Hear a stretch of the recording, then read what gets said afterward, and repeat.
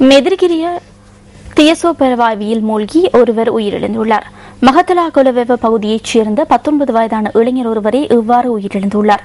நேற்று பிற்பகல் நீராடிக் கொண்டிருந்த போது இந்த பொருளாதார அபிவிருத்தி பிரதி அமைச்சர் எஸ்.எம். சந்திரசேன மற்றும் வடமத்திய மாகாண முதலமைச்சர் எஸ்.எம். ரஞ்சித் ஆகியோரின் தலைமையில் ரஜரட்ட உதானிய 2013 புத்தாண்டு விழா ஆரம்பமானது.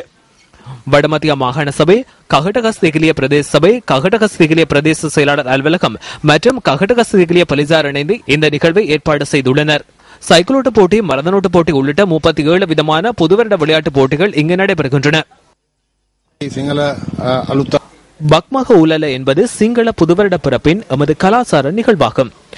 எஸ்லோன் சிரச ஊடக வலையமைப்பு, அதன் தலைவர் மற்றும் அதிகாரிகளுக்கு எமது நன்றியையும் மரியாதையையும் தெரிவித்துக் கொள்கின்றேன்.